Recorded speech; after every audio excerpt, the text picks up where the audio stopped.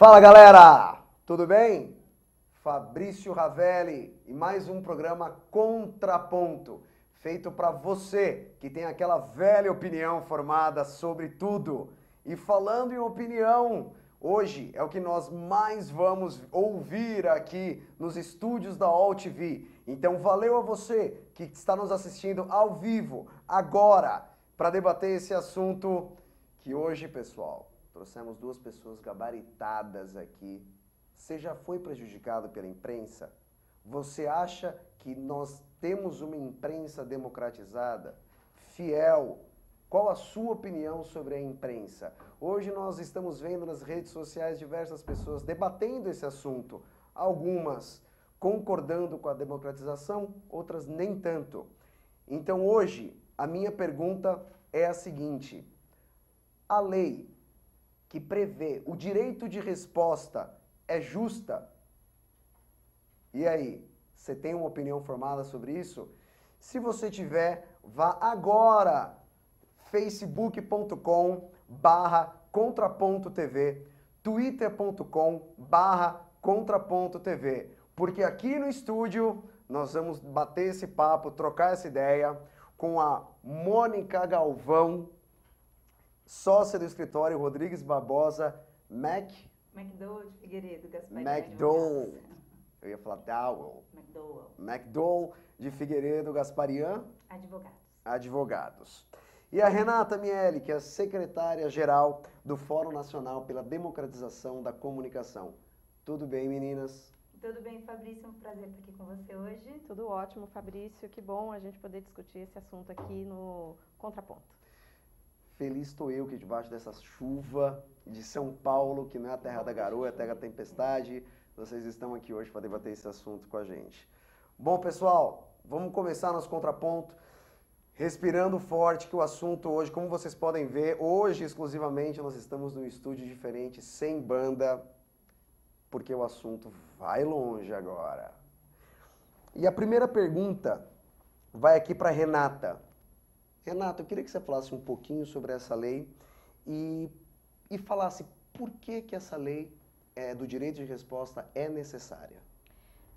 Bom, Fabrício, na verdade, está previsto na Constituição Federal Brasileira, no artigo 5º, que a população, as pessoas têm direito ao direito de resposta com relação às matérias que julguem inverídicas ou ofensivas, que são veiculadas nos meios de comunicação. Tanto no artigo 5º, como também no capítulo da comunicação social, existe uma referência sobre isso. A questão é que não existia até então uma lei infraconstitucional que regulamentasse qual o meio que a pessoa que se sentisse ofendida ou lesada por alguma notícia veiculada nos meios de comunicação poderia recorrer. Nós tínhamos até então a lei da imprensa, que era uma lei da ditadura militar, mas que foi julgada, entre os dispositivos, que a lei de imprensa tratava de várias coisas, entre os dispositivos lá tinha uma questão que regulamentava o direito de resposta, mas o STF julgou inconstitucional a lei como um todo, e aí nós perdemos qualquer regulamentação do direito de resposta. Fato é que em todas as democracias, ou praticamente em muitos países considerados referência, Espanha, Noruega, Portugal, França, possuem leis de direito de resposta. A nossa Constituição previa, mas não tinha regulamentação. E nós vemos e assistimos cotidianamente centenas, dezenas de casos onde a mídia destrói reputações, onde a mídia divulga inverdades ou comete erros, às vezes não propositadamente, e esses erros não são reparados de nenhuma maneira. Posso citar dezenas de casos aqui, e não quero citar nenhum caso envolvendo político, porque essa lei não foi feita para ajudar ou favorecer políticos. Vou citar um caso que talvez o pessoal de casa lembre, os mais velhos talvez, que ficou muito emblemático, que é o caso da escola base. Nós vamos falar sobre ele e também sobre casos de política. Claro, mas estou citando esse porque demorou 18 anos para a justiça julgar e condenar, multar um meio de comunicação em função daquela cobertura em torno daquele caso. E no caso da mídia, você não pode esperar 18 anos, então você tem que ter regras que garantam... Até porque em 18 anos quanta coisa acontece, adianta. né? Se você depois tiver para reverter isso... Se você tiver uma manchete veiculada com o seu nome, ou com o nome da sua empresa, porque a lei também garante defesa de pessoas jurídicas, se você não tiver rapidamente como responder aquilo que você considerar que não está correto, a sua imagem já era. Beleléu, né? Então, acho que o fundamental, essa lei demorou muito tempo para ser aprovada, né?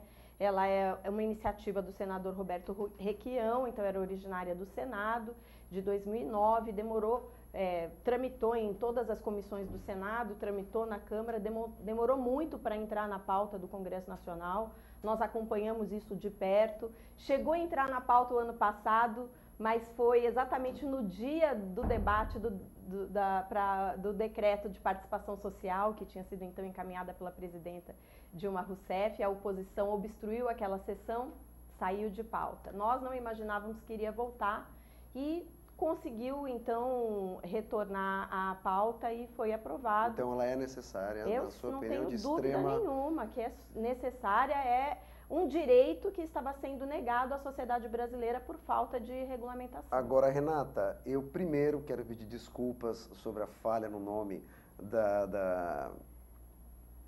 do seu escritório, é minha obrigação saber. Imagina. Deixa eu te fazer uma pergunta, Renata. Perdão, Mônica, a lei do direito de resposta, na sua opinião, ela é inconstitucional? Se a resposta for sim, por quê? Eu acho que, em primeiro lugar, acho que deve ficar claro que eu acho que a necessidade de uma lei que regulamente o direito de resposta é praticamente um consenso. Acho que não existe ninguém, pelo menos não vi ninguém ainda falar que é contra uma lei que regulamente o direito de resposta. Porque, de fato, como a Renata falou, tem lá na Constituição Federal um dispositivo que garante o direito de resposta proporcional ao agravo, mas, obviamente, a Constituição Federal não é suficiente para você instrumentalizar na prática o exercício do direito. Acho que isso é evidente. O que se questiona, o que vem sendo questionado amplamente, Fabrício, na verdade, a lei que veio, os dispositivos contidos na lei. A lei como um todo não é inconstitucional. A lei, aliás, se embasa, tem por base uma previsão constitucional, mas diversos dispositivos dessa lei são, sim, bastante questionáveis. Um deles, que inclusive já está sendo questionado perante o STF, a OAB correu rapidamente após a edição da lei, já entrou com uma ADI perante o Supremo Tribunal Federal, que aguarda a apreciação de pedido de liminar pelo ministro Toffoli, questionando um desses artigos. É uma questão um pouco técnica, mas enfim... Populariza essa questão, vou tentar. Facilita. Vou tentar. Que é uma previsão que existe na Lei de Direito de Resposta de que uma decisão do juiz de primeira instância. Então, um juiz de primeira instância dá uma decisão. Se esse processo for para a segunda instância, então para um grau hierarquicamente superior de decisão, é necessária a manifestação de 3 juízes para suspender essa primeira decisão. Então, é um contrassenso. Por quê? Para suspender a decisão de um juiz inferior, eu preciso da manifestação não de um juiz superior, mas de 3 juízes superiores. Isso fica ainda mais inviável na prática pelo fato de que a lei prevê, por exemplo, que a lei do direito de resposta vai correr nas férias forenses.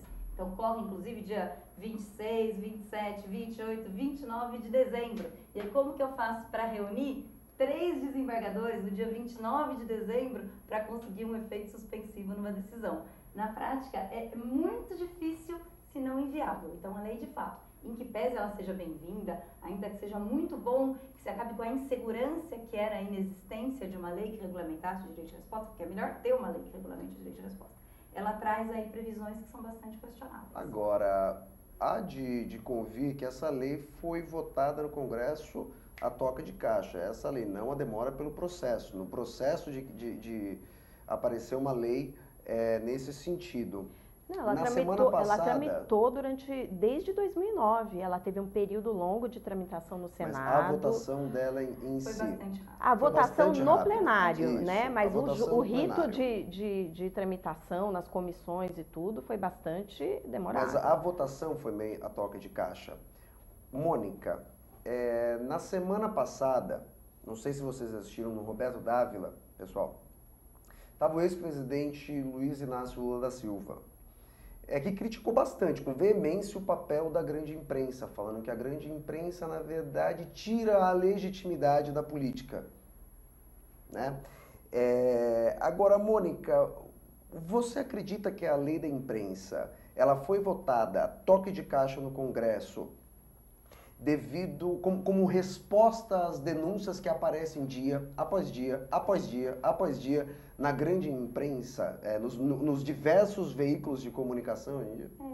Ainda que eu já tenha visto, Fabrício, porque eu não sei se vocês também têm acompanhado aí pela imprensa, já vi uns 2 ou 3 políticos sacarem aí a lei de direito de resposta como ameaça, né? Um deles, João Paulo Cunha, questionado aí acerca de um fato que não lhe era muito favorável, respondeu dizendo que, inclusive, se aquilo fosse publicado, ia pedir direito de resposta. Ainda que isso já tenha sido alegado aí por 1 ou 2 políticos, não acho que tenha sido especificamente por causa disso. Acho que o papel da imprensa, via de regra, é fiscalizar principalmente a atividade de agentes públicos. Então, a imprensa traz denúncias desde sempre e para sempre. De fato, como a Renata chamou a atenção, era necessária uma lei de direito de resposta. Eu não acho que veio especificamente como uma resposta às denúncias que vêm surgindo Você dia acha que após isso dia. ajudou? Você acha que isso é um elemento, dentre outros? Sim, claro. Acho que pode ser considerado um elemento, mas não sei o quanto isso é definidor. Acho que havia já aí uma exigência, mesmo da imprensa, de ter a questão regulamentada, porque a ausência de uma lei, Fabrício, também gera uma insegurança, mesmo para os órgãos de imprensa, entendeu? Mas não acho que isso seja definitivo, não, para a lei. Quer comentar? Quero comentar porque eu acompanhei de perto uma parte da tramitação e dos debates dentro do Congresso Nacional sobre a lei. E, por incrível, e nós temos uma realidade no Brasil onde os meios de comunicação têm um poder, uma intervenção, uma representação bastante grande dentro do Congresso Nacional. Seja porque existem muitos deputados e senadores que são diretamente eles ou concessionários de radiodifusão, ou donos de veículos de comunicação impresso, ou acionistas, né? Ou porque esses meios têm algum tipo de pressão sobre os deputados. E durante o processo de tramitação, o que ficava bastante claro, né, principalmente até o ano passado, era uma contrariedade da maioria dos deputados com relação à aprovação dessa lei na Câmara dos Deputados. Então, não existe o papel da imprensa, que a gente pode discutir aqui, o papel da mídia como ator político no contexto social hoje, não acho que tenha sido o fator que levou à aprovação da lei, né? Eu acho que foi um debate longo, onde se ficou claro que existia necessidade de se criar uma lei que regulamentasse isso. Isso já tem desde 2009. Uma grande parte dos deputados foram contra. Então, eu não acho que isso tenha sido preponderante para a aprovação desse projeto. Mas você acha que e o próprio presidente da Câmara dos Deputados, apesar do projeto ser do senador Requião, que é do partido dele, mas eles não são, digamos, da mesma linha dentro do PMDB, o Eduardo Cunha disse, quando assumiu a presidência da Câmara dos Deputados, que nenhuma lei de regulação da mídia passaria enquanto ele fosse presidente da Câmara. Ele até usou a expressão só por cima do meu cadáver. E eu acho que essa lei só passou porque ele ficou tão acuado que ele não teve como barrar a aprovação dessa lei, mas não tenho dúvida nenhuma que, ao contrário do que muitos veículos disseram, ele não foi o patrocinador dessa lei. Essa pergunta vem porque ela foi votada num momento onde existem acusações por todos os lados, ou seja, por isso a pergunta. Mas é que ela vem é que ela chegou a entrar no plenário o ano passado. Então é que tem todo um rito na Câmara. Você como advogada, Mônica, você como trabalhando na área jurídica, o que muda na realidade jurídica das redações, no dia a dia, com essa lei? Veremos. Mas o que tem nos preocupado agora? Acho que, primeiro, é importante deixar claro que, assim, de 2009, que foi quando o Supremo Tribunal Federal derrubou a lei de imprensa, até agora, quando foi editada a nova regulamentação do direito de resposta, não é que o direito de resposta parou de existir.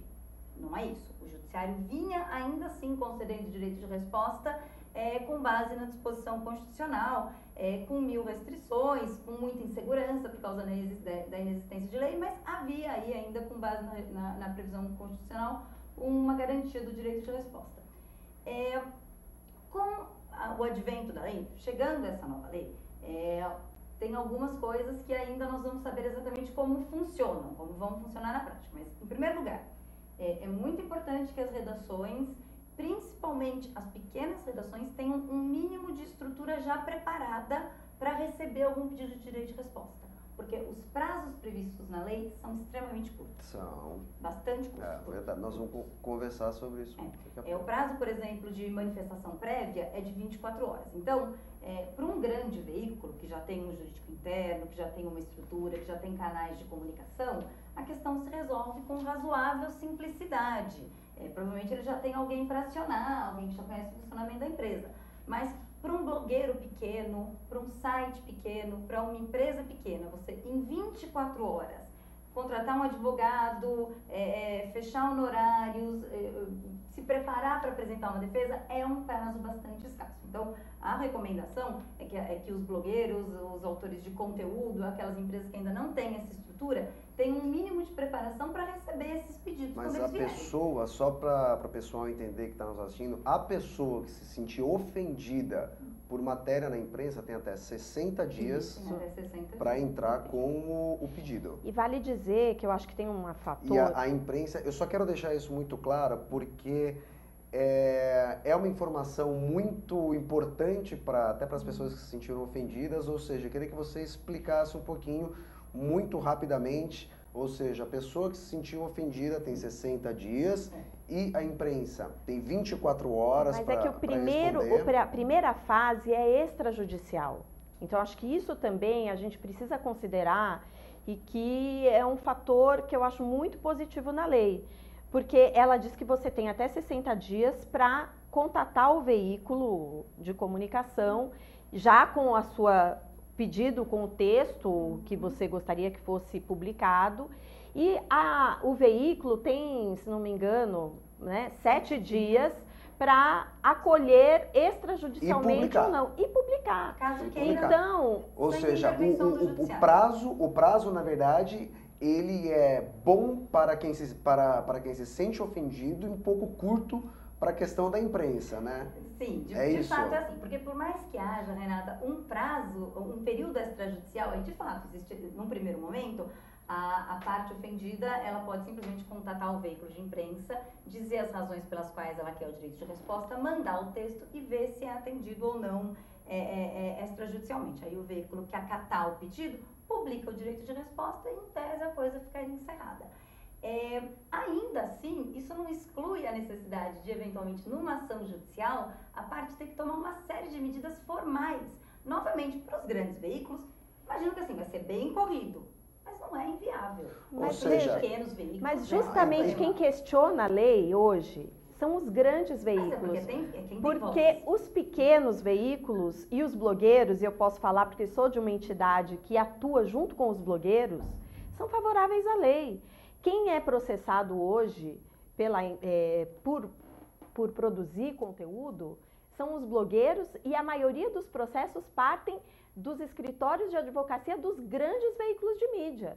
O Luiz Nassif é processado pelas organizações Globo, Paulo Henrique Amorim, Azenha, Rodrigo Viana, ou por políticos, que é o caso, por exemplo, de um blogueiro do Paraná. E no caso, eu acho, dos pequenos veículos e dos blogs, a possibilidade de acolhimento extrajudicial do pedido do direito de resposta é muito grande, né? Então, hoje, quem tem publicado editoriais, se posicionado contra a lei, são os grandes meios de comunicação. Porque o problema, por mais que a gente fale dos prazos, a gente pode discutir a questão do prazo, tem um sentido. Porque o sentido é você garantir o tratamento desigual para poderes desiguais, né? Pessoal, então nós vamos agora extremamente rápido, porque até eu vou ficar ansioso aqui para o próximo bloco. Segura um pouquinho aí, daqui a pouco a gente volta.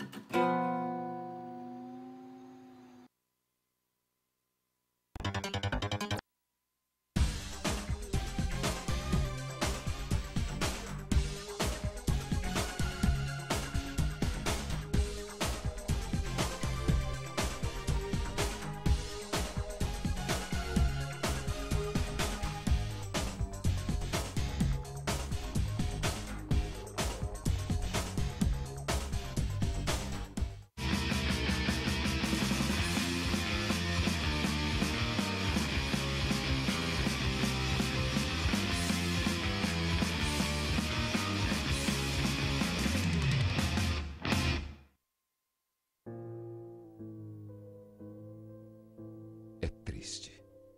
Menos da metade da população tem água potável para beber. 2.000 crianças morrem todos os dias por beber água contaminada.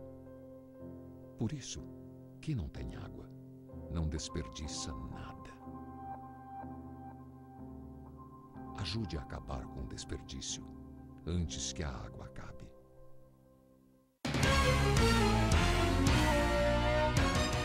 Pode respirar fundo. Agora os ambientes coletivos vão ficar 100% livres de fumaça, como bares, restaurantes e lanchonetes.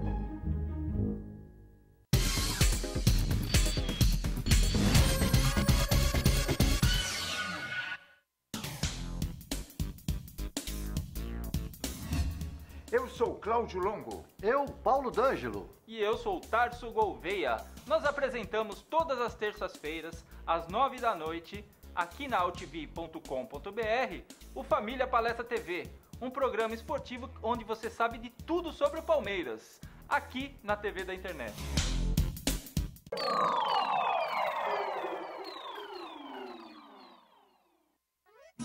Ei, Pantanal!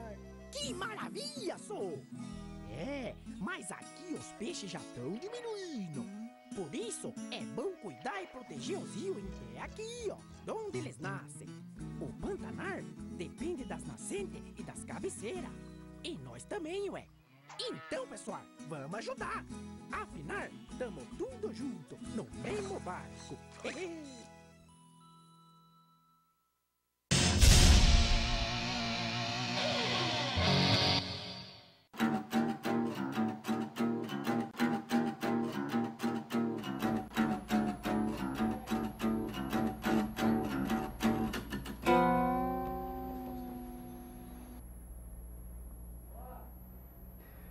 Fala pessoal, tudo bem?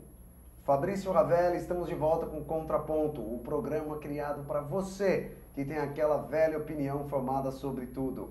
E aqui o assunto de hoje é: a lei do direito de resposta é justa?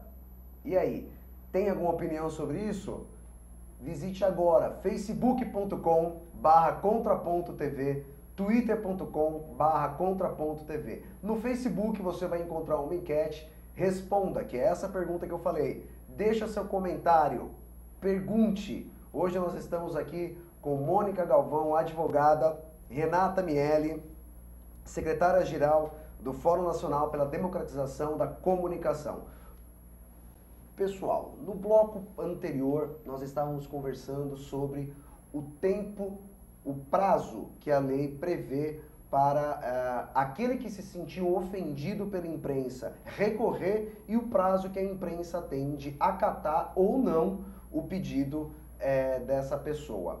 Enfim, até então, a Renata deixou claro aqui, ou seja, o tempo da imprensa é curto, mas é necessário que seja curto. Não é que é necessário que seja curto. A questão é que você dá um prazo maior para quem é hipossuficiente diante do poder econômico que tem os grandes meios de comunicação, ou a mídia como um todo. Então você dá um prazo, até porque você tem que pensar de maneira mais ampla. Nem todas as pessoas têm conhecimento, têm as informações, vão buscar reunir as informações para poder fazer o pedido do direito de resposta. Então você dá um prazo.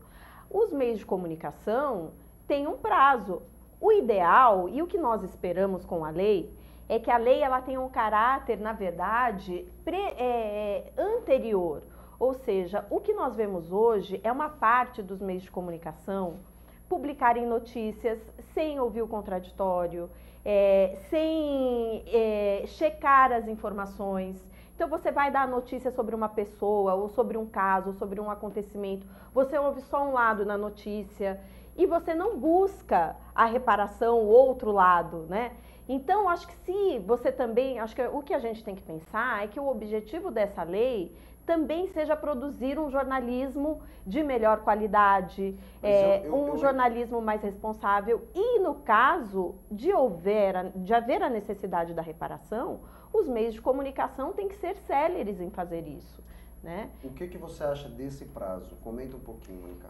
Acho que o prazo é obviamente bastante curto e acho que assim, o prazo de 60 dias para a pessoa fazer a reclamação, é um prazo razoável, é um prazo similar ao que havia na antiga lei de imprensa. Acho que realmente, a Renata tem razão, é o prazo para a pessoa decidir se vai entrar ou não, reunir a informação. O problema não está no prazo de 60 dias para a pessoa entrar com pedido de direito de resposta. O problema está no prazo de 24 horas para a resposta. É um prazo excessivamente curto. Duas coisas que a Renata me falou chamaram minha atenção. Em primeiro lugar, ela disse que é provável que os blogueiros acatem o pedido extrajudicial de direito de resposta. É provável mesmo que eles acatem o pedido extrajudicial de direito de resposta com medo do prazo curto e do procedimento previsto para o trâmite judicial, para evitar ter que correr atrás de um advogado em 24 horas, não ter tempo para negociar, não ter tempo para reunir a informação. Possivelmente, muitos blogueiros acabem optando por fazer a coisa da maneira mais simples e concedendo espaço para a resposta, quer concordem, quer não com a resposta. Então, isso é um risco. É o risco justamente dos veículos de imprensa se sentirem amedrontados, principalmente dos pequenos veículos. Aí eu chamo também a atenção para um outro fato. O fato de que o que demora num processo hoje não são os prazos para a resposta. O prazo de 24 horas, se não fosse 24 horas, se fosse 48 horas, se fosse 5 dias, isso teria um resultado prático muito pequeno para a demora do processo, porque todos sabem que o que faz o processo demorar é o prazo de escaninho, é o prazo que o processo fica guardado esperando o julgamento, o tempo que o processo fica esperando uma juntada de um documento. É isso que atrasa o processo, muito mais do que um prazo razoável para o veículo de imprensa, para o blogueiro, para a pessoa que está expressando a sua opinião se manifestar. Então, na minha opinião, não havia prejuízo nenhum em se garantir um procedimento mais bem estruturado para que todos tivessem voz no processo, e isso teria um efeito muito mais positivo para o resultado final do processo. Mas é porque eu acho que o debate do prazo, veja, eu acho que nós estamos num debate que é menor diante do que é a lei. Eu não acho que seja exíguo o prazo, porque, lembremos, o veículo já... Quando chegar a decisão judicial, o veículo já vai ter sido procurado pela pessoa e se o veículo negar o direito de resposta no prazo de 7 dias, que é só então quando a pessoa vai acionar a justiça, o veículo já vai ter o conhecimento de que ele negou aquele pedido e que ele poderá ser contestado judicialmente. Então, nesse prazo, ele já deve, imagino eu, procurar reunir as informações para fazer a sua defesa em 24 horas. Então, nós estamos falando aqui, na verdade, de se é ou não justa a existência de uma lei. E eu acho que nós concordamos aqui que a lei é justa. E nós precisamos... O debate, porque a questão do prazo porque é uma pergunta que o João Gabriel Gênova nos fez, que eu acho que pode dar uma continuidade nessa questão da lei. Quero te agradecer, João, obrigado por entrar no nosso Facebook. E se você também tiver uma pergunta, entrem agora, facebook.com/contraponto.tv, e deixe sua pergunta e responda a nossa enquete. A lei do direito de resposta é justa? Bom, pessoal, o que o João aqui falou? A Renata mencionou sobre o caso Escola Base. Eu acho que é muito difícil, por mais que algumas pessoas não conheçam, outras que não se lembrem, é muito difícil a gente falar sobre democratização, sobre essa lei em questão, sem falar do Escola Base, que foi um caso que ficou extremamente popular e teve um fim tão difícil, né? Só para vocês que não lembram, ou vocês que não conheceram, nasceram aí depois de 94, nessa região, a Aclimação tinha uma escola que chama Escola Base. Eu vou dar uma bela resumida. 6 funcionários eram eles, os 2 donos da escola, Escola Base, os 2 sócios e um casal, foram acusados de abusar sexualmente de 10 crianças, foi isso? De 4 anos. 10 crianças de 4 anos de idade. Enfim, isso aconteceu se não me perco, em março de 1994. O tempo se passou, por pressão, a imprensa começou a divulgar todos os relatos que foram passados, ou melhor, não vou nem falar passados, mas sim jogados pelo delegado Lemos, o nome dele, pelo delegado da época, que cuidava do caso. Essas pessoas foram acusadas, Houve apedrejamento da escola. Houve apedrejamento da escola. Durante muito tempo, as pessoas realmente acreditavam, por informação passada pelo Lemos e divulgada pela imprensa, que realmente essas 6 pessoas abusaram sexualmente dessas crianças. Final das contas, até teve um americano que também foi acusado, depois quando perceberam que essas 6 pessoas não tinham nada a ver, colocaram um americano, Richard alguma coisa, para tentar desviar um pouquinho o foco. Final das contas, esse Richard também era inocente e no laudo da perícia deu que as crianças tinham um problema de assadura. Pelo tempo que elas ficavam sentadas e tudo mais. Até então, todos os veículos de comunicação já tinham divulgado a matéria e a sociedade deu seu veredito. Exatamente. Uma pergunta aqui do João Gabriel. A lei do direito de resposta, Renata, teria evitado... Mônica, eu quero fazer essa pergunta para você. A lei do direito de resposta teria evitado os donos, ou seja, os envolvidos, nesse caso da escola base, teria evitado tantos danos? É interessante notar que na época que isso tudo aconteceu, havia uma lei que regulamentava o direito de resposta. A lei de imprensa trazia lá alguns dispositivos que regulamentavam o direito de resposta, com um rito específico, ocorria no juízo criminal, enfim, um tanto diferente da lei que veio. Mas ainda assim, caso eles tivessem querido, sim, eles poderiam e possivelmente tivessem obtido o direito de resposta. Imagino que na época, eles foram inclusive presos, salvo engano, né? Alguns deles, não todos. Então, acho que na época ou não foram orientados a pedir direito de resposta, ou não tiveram a ideia de fazê-lo. Fato é que acabaram não fazendo. As ações que eles ajuizaram foram ações de indenização. Que eu saiba, eles ganharam praticamente todas as ações, de fato, demoraram muitos anos para correr e já alguns anos atrás eles receberam a maior parte das indenizações. Mas existia uma lei? Então. Existia, na época existia. Que eu saiba, eles não lançaram mão da lei de direito de resposta. Acho que sim, teria sido, claro, um mecanismo que poderia, no mínimo, ter já esclarecido alguns fatos, teria dado voz aos ofendidos. Acho que poderiam ter feito isso, evidente. Existia, mas a lei que existia não determinava prazos. Então, isso é um grande problema. Nós temos um caso que envolve um político, que eu acho que ficou bastante também emblemático, que é o caso do Brizola versus a Globo. Né? Que ele ganhou depois. Ganhou depois de 10 anos que o Jornal Nacional teve que ler a resposta. Mas isso foi depois, quer dizer, ninguém mais nem lembrava. Foi uma coisa assim, então, eu acho que por isso é que essa questão dos prazos é importante, né? Porque você tem que...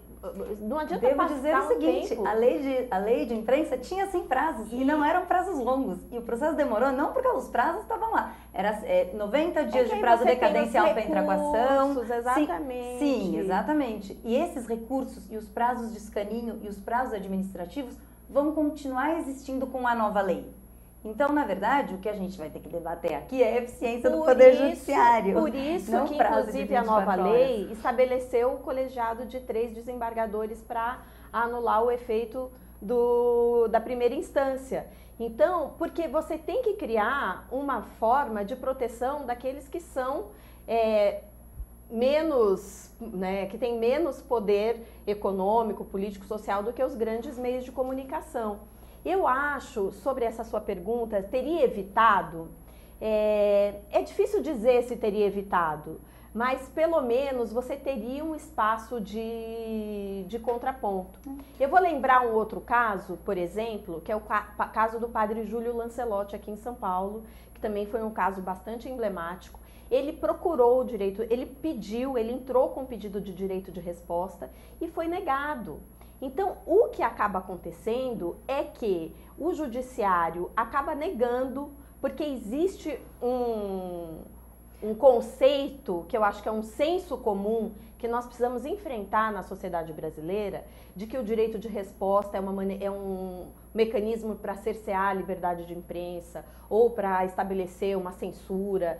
E não é nada disso. É porque você precisa ter espaços para estabelecer o contraditório. Quando a mídia não faz o seu papel, porque se os meios de comunicação cumprirem o seu dever de casa, né? Talvez nem seja necessário acionar o direito mas de então resposta. você veja, então aí o seu argumento já cai, porque se eu nem conheço o caso do padre Júlio Lancelotti, mas se a justiça decidiu que naquele caso não havia direito de resposta... Não, a justiça não, os meios de comunicação não deram deram o direito de resposta. Se ele entrasse judicialmente... Ele entrou na justiça e isso demorou... Agora, nessa época, já existia a lei de imprensa... Não, e ele foi inocentado depois e ficou-se... Claro que o que tinha sido cometido era um abuso e isso foi dado numa nota de rodapé.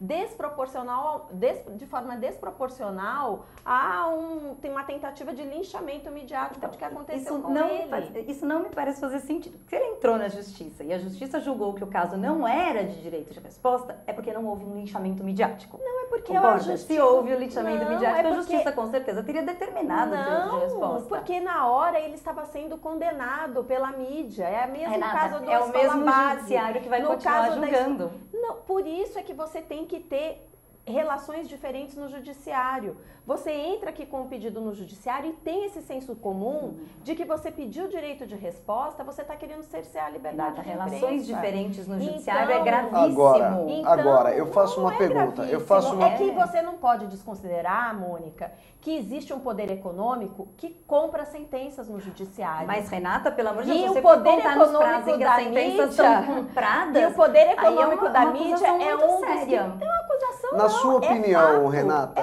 fato. Na sua opinião, quem é o maior beneficiado dessa lei? A sociedade. Na sua que opinião, vai ter uma opinião Renata? Contraditória. Mônica, acho que sem dúvida o direito de resposta é um instrumento importantíssimo para a melhor atuação da mídia. A sociedade, ela ganha com uma regulamentação. Eu só acho que essa regulamentação que veio não serve ao direito de resposta. Não serve. Quais as falhas hoje, Mônica, dessa lei? Acho que a gente já comentou aqui as principais, né? A exiguidade do prazo é uma questão extremamente relevante. Essa questão do colegiado prévio, longe de garantir alguma coisa, ela cria uma situação de evidente desigualdade entre as partes. Não faz explica para o nosso internauta, Mônica. Eu peço um favor. Explica a questão do colegiado para o nosso internauta, por favor. Explico, claro. As partes são desiguais. Em regra, você tem ali um juiz de primeira instância que dá uma decisão, e se você vai para a segunda instância, onde você vai ser julgado por um juiz mais experiente, mais velho, com mais anos de judiciário, hierarquicamente superior ao juiz de primeira instância, a regra é que esse juiz mais velho possa suspender, ao menos, também sozinho, a decisão do juiz de primeira instância. O que a lei previu é uma coisa que nunca se viu em circunstâncias nenhumas. Não se vê em caso de alimentos, em que a pessoa está esperando para receber o dinheiro para comer, não se vê no caso de uma ação civil pública que envolva um dano enorme, por exemplo, ambiental, não se vê em ação nenhuma. É a necessidade de 3 desembargadores para cassar a decisão de um juiz mais novo. Isso cria uma situação de praticamente inviabilizar que a decisão do juiz de primeira instância seja revista com rapidez. E, Renata, sabe-se que é muito comum que decisões de primeira instância sejam reformadas pelos juízes de segunda instância. Eu lembro de um caso de direito de resposta, de um restaurante que recebeu uma crítica. Eu achei esse caso muito engraçado. O crítico foi lá no restaurante, achou o restaurante péssimo. Achou a comida péssima, achou que era tudo ruim, que o atendimento era de quinta, fez uma crítica acabando com o restaurante. O restaurante pediu um direito de resposta e concedeu para falar o quê? Que a comida era boa sim, que era tudo muito bem feito, que onde já se virem lá falar mal do restaurante deles. É um verdadeiro absurdo isso. O direito de resposta não pode servir. Isso. Exatamente. Claro, então, quando o judiciário nega um direito de resposta, ele não está vendendo decisão judicial. Nós precisamos criar jurisprudências. Acho que é fundamental criar jurisprudências para que você também crie uma cultura na sociedade sobre o que aonde cabe, aonde não cabe direito de resposta, né? Então você tem que fazer, por isso que você tem que embasar o seu pedido, os juízes vão avaliar, né? Quando você fizer um pedido embasado. Claro que isso aí, esse exemplo seu, é um exemplo que não cabe, nós não defendemos isso. Claro. A questão é que você já tem várias leis, eu não sou advogada, sou jornalista, certo? Então, não posso arguir com informações técnicas, mas existem muitas leis que tratam desiguais de forma desigual. Por exemplo, o Código de Defesa do Consumidor, o ônus da prova não é de quem faz a solicitação, é da empresa ou do prestador de serviço, porque se estabelece uma relação de desigualdade entre o consumidor e a empresa. Da mesma maneira, principalmente quando você está falando de uma coisa que é informação, que é comunicação, que causa danos inestimáveis para as pessoas. Renata, agora eu vou pedir, o que você está achando desse debate? Tá curtindo? Tá sentindo a importância das palavras?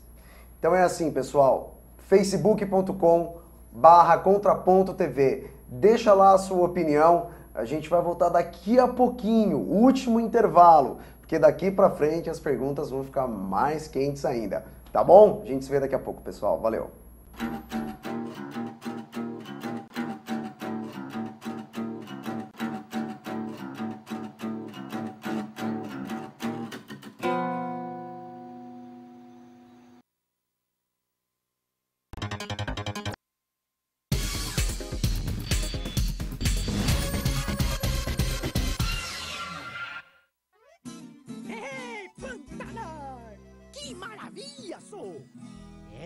Mas aqui os peixes já estão diminuindo.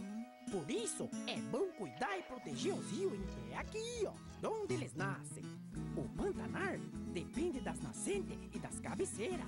E nós também, ué. Então, pessoal, vamos ajudar. Afinal, tamo tudo junto, no mesmo barco.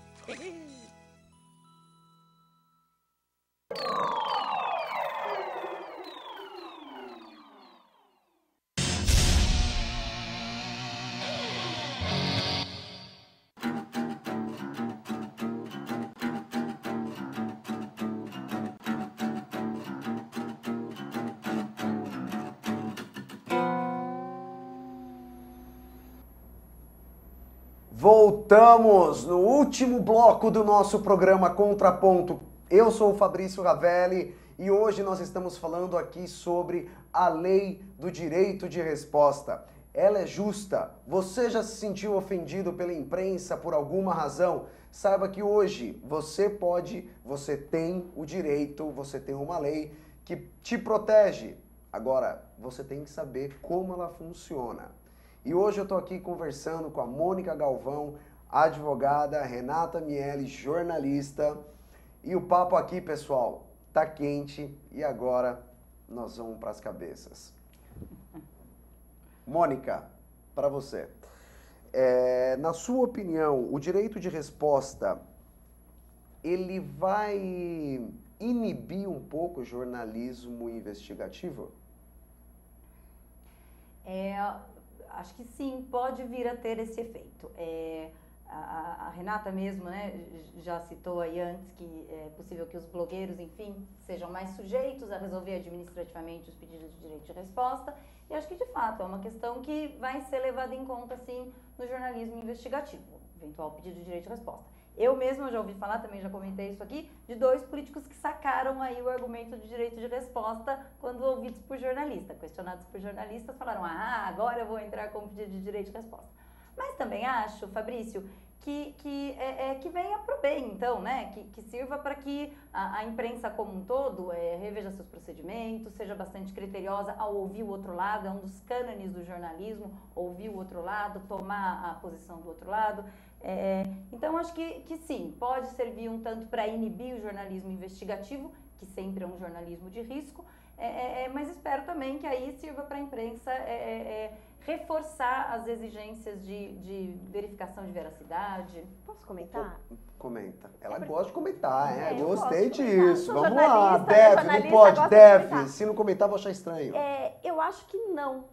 Eu acho que, na verdade, primeiro eu queria dizer assim, é verdade, algumas pessoas começam a usar, olha, tem direito de resposta. Primeiro, acho que as redações e as pessoas que trabalham com comunicação não devem se sentir de maneira nenhuma intimidadas diante de um argumento como esse. Porque eu acho que se você estiver fazendo o seu trabalho de maneira séria, com cautela, com checagem das informações, ameaças existem de todo tipo, mesmo antes do direito de resposta. Vou te processar se você fazer isso. siga com o seu trabalho.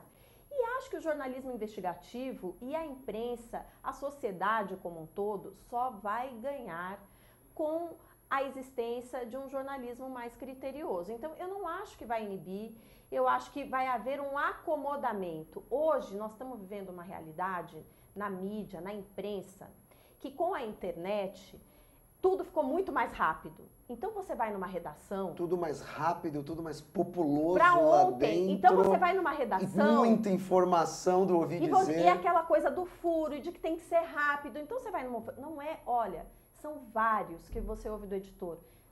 Eu não consegui checar o outro lado. Ah, não tem problema não, a gente publica assim. Tem problema sim, não pode publicar assim. Porque é aquele medo do outro ir mais rápido. Então, eu acho que não é que vai inibir. Talvez vai demorar mais. Talvez o veículo vai ter queria publicar hoje, vai ter que esperar para publicar amanhã. E acho que vai haver um acomodamento e todo mundo vai ganhar, inclusive o jornalismo investigativo. Ô, Renata, muitos políticos hoje criticam o fato que a imprensa é desproporcional o espaço que eles dão muitas vezes para a resposta. Vamos tirar um pouquinho a lei. Ela vai entrar no final da pergunta. É desproporcional o espaço da resposta para as críticas que a imprensa faz, baseadas no ouvir dizer.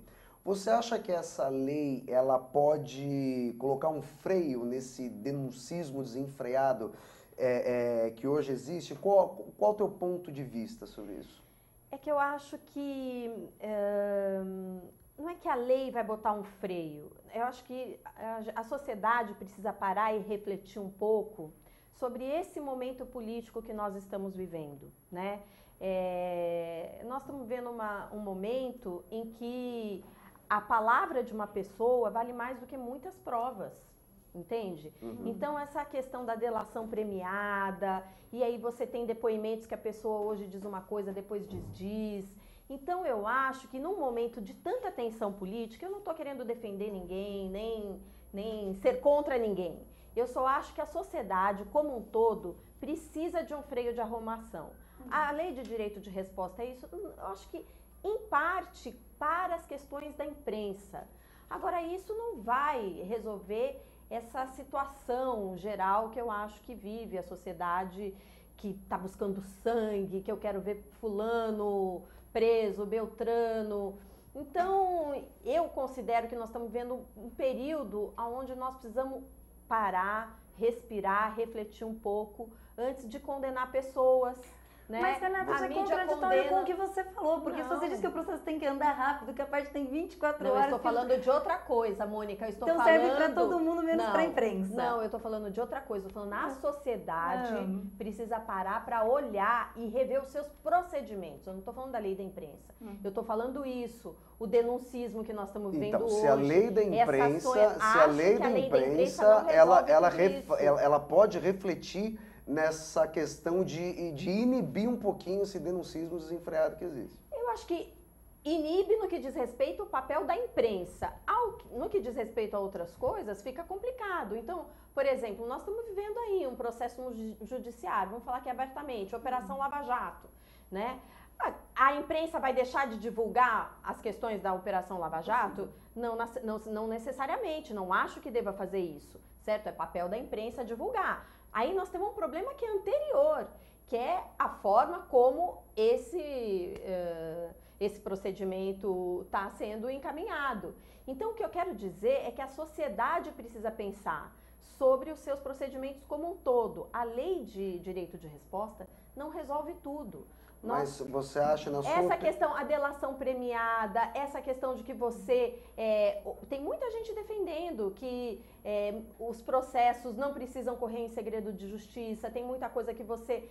Então, você tem uma denúncia, eu denuncio a Mônica para a justiça, e eu não tenho nenhuma prova, eu ainda não tenho nenhum documento, não tenho nada, a denúncia contra a Mônica já sai estampada na página do jornal. E você, Mônica, você acha que tem o denuncismo? E a sociedade está numa situação que... A denúncia já é a acusação e já é o julgamento. Vamos dar só... Eu acho o seguinte, de fato, a regra é que os processos são públicos. É uma regra também prevista na Constituição, a publicidade dos processos. Então, seja lá qual for a acusação, de fato, num primeiro momento ela é pública e pode ser divulgada. Obviamente, ela tem que ser divulgada nos limites do que ela é. Se ela é uma denúncia sem prova, ela tem que ser divulgada como uma denúncia sem prova, não como uma condenação. Então, existe de fato uma necessidade de que se cuide da maneira como a informação é divulgada. Tem que deixar claro, acho que é importante a gente falar disso, né, Renata, que no fim das contas, o titular do direito à informação não é nem o veículo de imprensa, é a sociedade, nem o ofendido. É o cidadão. Então, no fim das contas, o que a gente tem que garantir é que o cidadão tenha acesso à melhor e mais fidedigna informação possível. Você acha que essa lei vai ajudar com isso? Não da maneira como ela foi feita, porque justamente ela vai permitir que uma série de direitos de resposta sejam publicados sem que se verifique a correção daquela informação que vai ser publicada. Obviamente, nós temos que partir do pressuposto... Mas a gente tem que partir do pressuposto que a matéria inicialmente publicada é que tem a responsabilidade. Parte-se do pressuposto, até o ministro Carlos Aires Brito, que foi o relator da ADPF que derrubou a lei de imprensa, foi um ministro do Supremo Tribunal Federal, está aposentado, mas é um grande estudioso de matéria de imprensa, um homem com uma formação impecável, extremamente respeitado, deu uma entrevista alguns dias atrás e o ministro chamou atenção para isso. A regra, obviamente, é que a imprensa age de maneira correta. E você está considerando que os juízes de primeira instância todos vão jogar de maneira errada os pedidos de direito de resposta? Claro que não. Nós estamos partindo do pressuposto que o juiz de primeira instância vai atender a todos os pedidos indiscriminadamente. Existe uma razão pela qual se consolidou. É ruim, eu acho que é errado você dizer que a lei não vai atender ao interesse do cidadão partindo do pressuposto que todos os pedidos serão aceitos sem que o juiz analise a procedência daquele pedido ou não. Existe uma razão pela qual ao longo de... Você está sendo contraditório agora. Vamos ver a Mônica, Não estou, não. Existe uma razão pela qual, Renata, ao longo de séculos de tradição, se consolidou que é importante que as pessoas tenham duas decisões judiciais. Primeiro, que o ser humano é falho. Então, chances há que numa segunda situação, alguém mais experiente, alguém com mais anos de profissão, alguém que tem estudado mais, alguém mais velho, vá talvez saber decidir aquela questão melhor. Prevê isso. Prevê, mas de uma maneira que torna essa providência inútil. E aí não adianta. As coisas para fazer ver não funcionam. Tem que se garantir a efetividade da decisão. Por que não se faz como sempre se fez? Por quê? Porque se eu tiver que reunir 3 desembargadores para suspender uma decisão... Qual o problema? Na prática, é um problema. Vamos ver a lei ser aplicada para ver se isso não vai acontecer. Eu vou ver agora no fim do ano e vai ser impossível se conseguir 3 desembargadores para suspender uma decisão. Não seria muito mais razoável que se não se mantivesse a regra de um desembargador para suspender uma decisão? Então você está querendo dizer que o único problema da lei é esse. Não. Até chegar lá, você tem todo um processo anterior. Lembre-se, tem um processo extrajudicial, onde muitas das coisas poderão ser resolvidas. Tem um processo judicial onde você tem um juiz que vai ter condições de julgar se aquele pedido é procedente ou não. E nós não podemos acreditar que a maioria dos juízes vão errar nas suas sentenças. Claro que não. E depois você tem a possibilidade, principalmente os grandes veículos de comunicação, né, de fazer recorrer, e aí você vai ter possibilidade. Mas, Renata, não adianta a gente analisar a questão do colegiado sozinha. Tem a questão do prazo, aliada à questão do colegiado. Pessoal, eu só peço uma coisa. Infelizmente, faltam 4 minutos para acabar o programa. Diversos momentos aqui, meu coração estava saindo pela boca. Né? Pela boca, porque a única coisa que nós queremos é que essa lei traga benefícios à sociedade. Assim como todas as leis que são votadas, seja em qual âmbito, seja no municipal, no estadual ou no federal. Para que essas leis sejam pensadas realmente no bem maior. Eu acho que é para isso, e nós precisamos disso. Nós estamos num momento hoje crucial da nossa política, onde muito pode ser feito, porque a política, na minha opinião, pessoal, continua sendo o pulmão da sociedade. Fabrício, eu queria dizer assim, não só ela vai trazer, como ela já está trazendo. Então nós vamos fazer porque um combinado. O Globo já publicou não um direito de resposta, mas já se precavendo do direito de resposta, publicou num destaque um erro que ele cometeu ao divulgar uma matéria. Acho que foi a Folha, acho que foi a Folha que também fez isso. Tudo isso posterior ao dia 11 de novembro com a aprovação da lei. Então, você vai ver que a própria mídia começará a se resguardar, fazendo um jornalismo de mais qualidade. E com isso, quem ganha realmente é a sociedade. Veremos. Então, nós vamos fazer um combinado aqui. Eu quero que vocês voltem nesse programa.